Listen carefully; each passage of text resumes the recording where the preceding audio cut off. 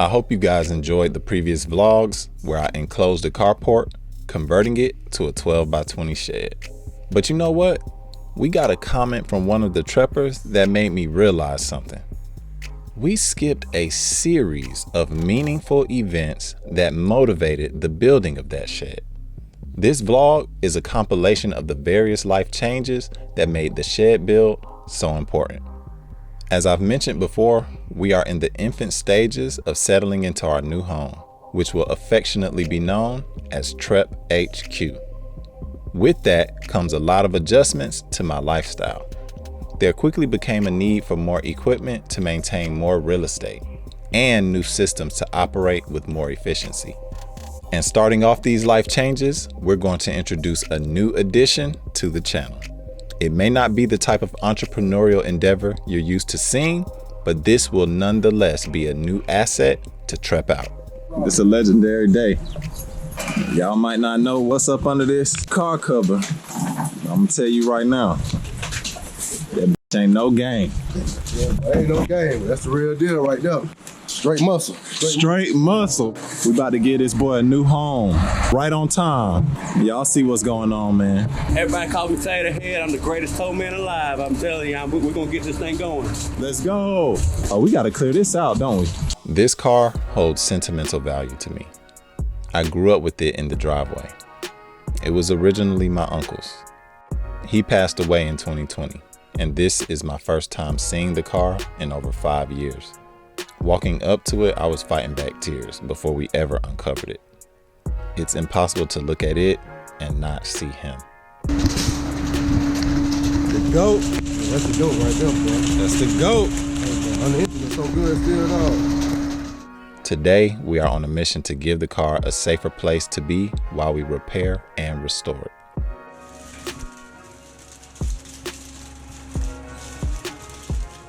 Trep Out the Bando at its core is about finding opportunity in unexpected places.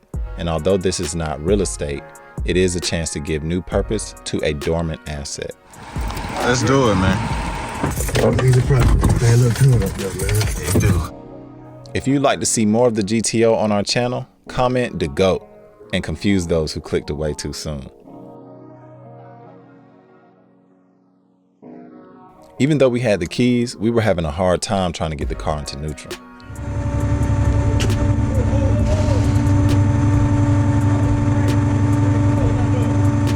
Yeah, they saw when I put it on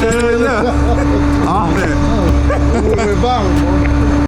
So we tried to use the tow truck to slightly lift the back wheels and push the car into the garage. Y'all think I should get the truck a little bit closer to the garage? What do you think? Y'all see it, man. It's in here. Y'all missed the exciting part, boy. We damn near knocked the house down. Look how close we got. Boy, it ain't nothing but inches right here. Taterhead caught it though. He said, hey man, we only about 8 inches away. He caught it though. We about knocked the house down trying to get this boy in here, but we did it though. Sitting pretty, ready to go. Shit, we got a little bit of room to work on this boy too. It's the GOAT.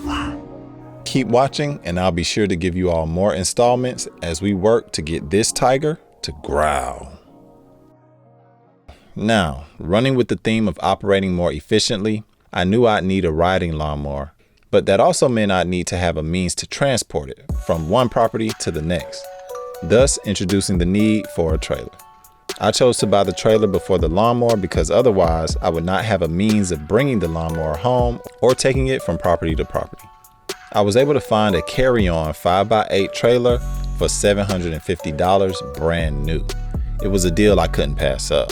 And without wasting any time, I started making good use of it, taking it on its maiden mission.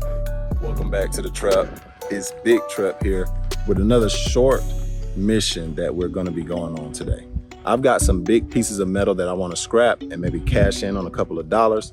So what I'm gonna do is take scrap metal from my neighbor's yard that they clearly do not want. It's an eyesore to me, and I'm gonna make sure that I get it on my truck and get it to the scrap yard so I can make some money. And we're gonna go get, I believe, what looks like a bed frame and maybe a I don't know, it looks like it might be like a freezer or a cooler. I haven't gotten a closer look at it, and it's gonna be kind of tough traversing the terrain and the woods and the bushes and the vines, but we're gonna get back there and do what we can to get these things on the truck and cash out. We don't have a fence separating our property from the other properties, so when they dump stuff over their fence, getting it out of their line of sight, it's actually in mine.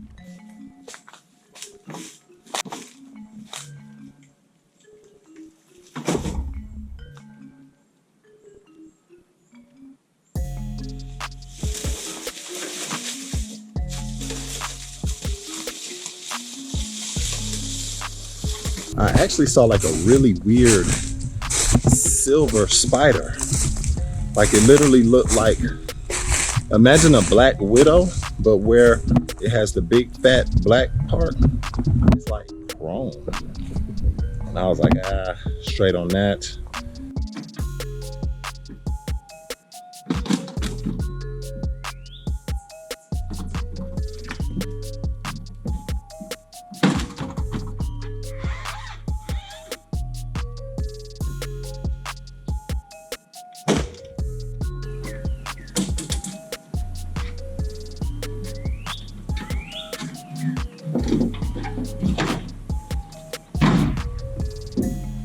I know y'all thought we were done once I loaded the stuff out the backyard, but I really wanted to prioritize what I saw to be a challenge first.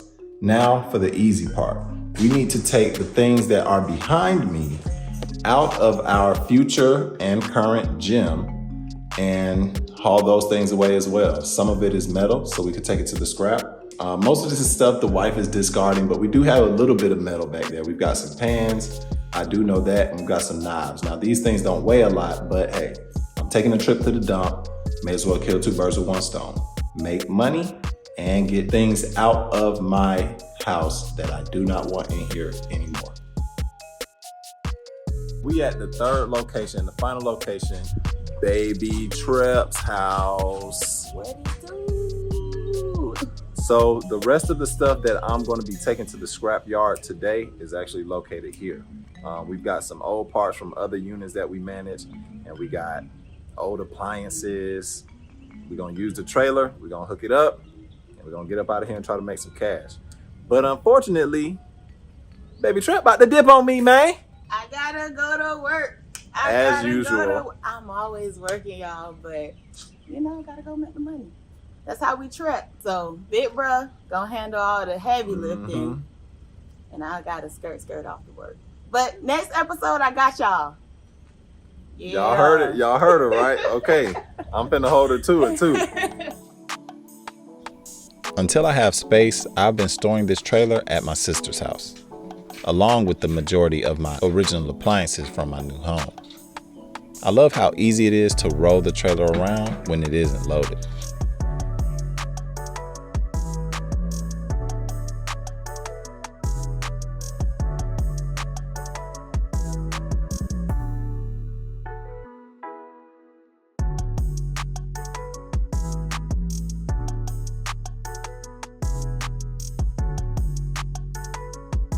Okay, all loaded up. Got a washer, a refrigerator, a dishwasher, a microwave, a deep freezer full of other smaller metal appliances like a George Foreman grill, and the water heater. This hand truck and that pickup truck bed cover is, of course, mine. It's not getting scrapped. So we're officially ready to go. I'm a little sad because I really wanted to remove this. Look at that. All that copper. Oh man, it's breaking my heart to get rid of it. You give it electricity, it'll spin. You spin it, it'll give you electricity. So I really wanted to keep that, but there'll be other opportunities. It makes me sad. This one as well, it's not as beefy, but I was gonna pull those off, and I actually left all of my tools. Baby Trep's toolbox did not have anything in it that would allow me to easily take those things off. So just gonna bite the bullet and try to get to the scrap metal yard before they close.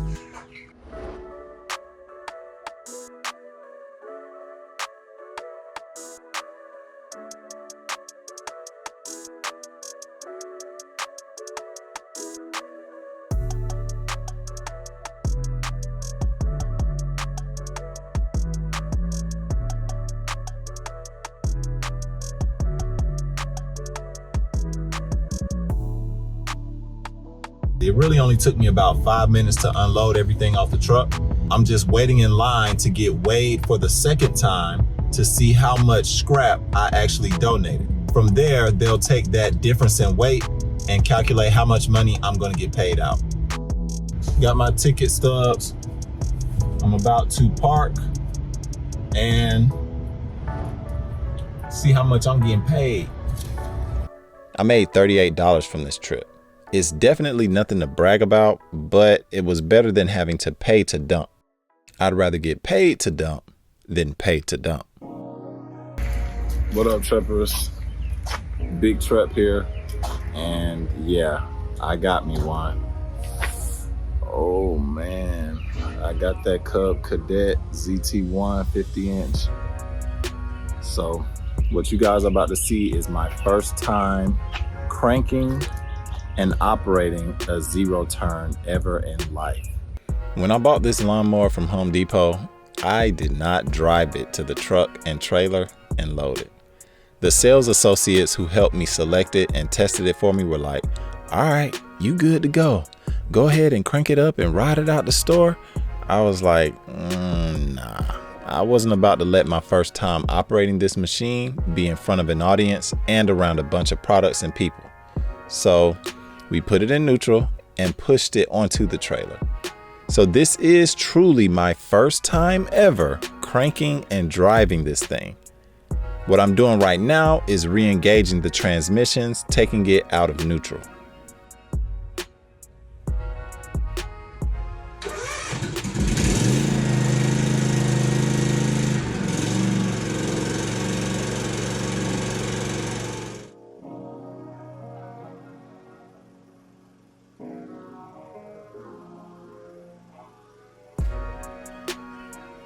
All right, it fired right up and we were off.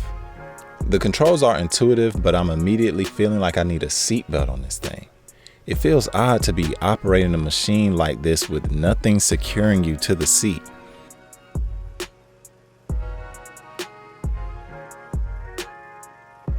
The controls are easy to understand, but still require some getting used to because each rear wheel can go in either direction at any speed independent of each other. At first, I drove around without the blades running just to get a feel for everything. Then I decided to engage the blades and get used to the full effect of operating a zero-turn lawnmower.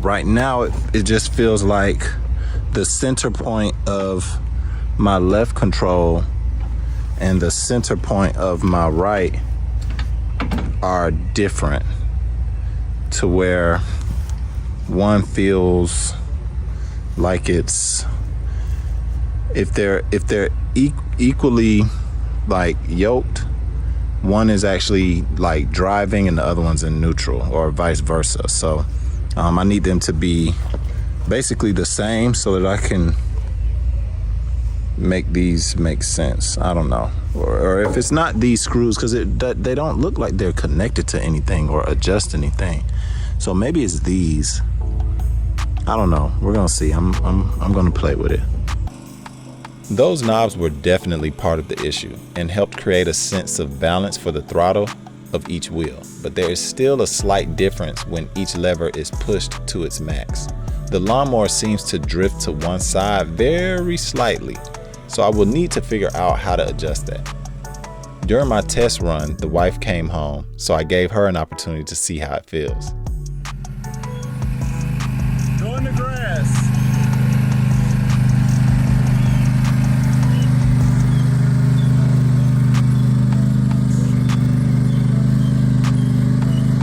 I ended up cutting my yard and was ready to take this lawnmower to its final test, the income property. This hill is what predicated I buy a zero-turn lawnmower. I tried other riding lawnmowers, but the traditional ones couldn't cut it, literally. The high center of gravity and narrow base caused it to tip when cutting side to side, and the hill was too steep to ride up and down the incline without spinning out. The zero turn met all my needs, and I was blown away by how fast I was able to cut the front yard. For about 12 years, I cut this entire yard with a walk-behind push mower. It used to take me 2 hours to cut the grass and another hour for weed eating and leaf blowing. Now I can cut the entire yard in roughly 35 minutes. This is a game changer for me, especially now that I have multiple yards to cut in a weekend. Now that we know the zero turn and trailer are a match made in heaven, I wanted to make the trailer a little more visible as I commute with it and park it on the curb occasionally. Here's a better shot of where I applied it. Side note, this clip encapsulates the need for more space. Look at how crowded my garage and driveway are at this moment. We got 50, G-Rex, the GOAT, the trailer, the lawnmower, my wife's car. Our entire garage and driveway was consumed. I knew I needed more space. If you've been following my vlogs, this gives you a greater context to why the attic conversion and shed build were so important. They were both stamped as mandatory projects at this moment. Like I said before, this trailer is primarily stored at Baby Trep's house, and before taking it back, I made a few improvements. The Haulmaster swing away trailer jack. And upon unboxing the jack and reading the instructions, I came to realize there's not a lot of instructions on how you should assemble this. There's more pictures about the internal components than it is how to properly mount this to the tongue of your trailer. And to be fair, if the instructions were in written format, I did not care to take the time to find them, let alone read them. I feel like an assembly as simple as this only needs a few images to clarify its assembly. I reassembled the unit in a way that has proven to be correct based on my experience. So to save you some time, allow me to break it down. If you get a Haulmaster trailer jack, it has the 2 wheels, I think it's 2,000 pound capacity from Harbor Freight. Remember a few key things. The first key thing is notice that these brackets, they face out. And then I chose to do the 2 holes, the pair of holes face up, and then the 4 other holes point down on this side, running perpendicular to the tongue. And then from this side, on the plate side, I decided to put the single holes at the top and then the series at the bottom. And this allowed me to fine tune the bolt width to fit the thickness of the tongue of my trailer. So these series of holes are supposed to run perpendicular, similar to how the series of holes to this opposite side bracket run perpendicular to the tongue.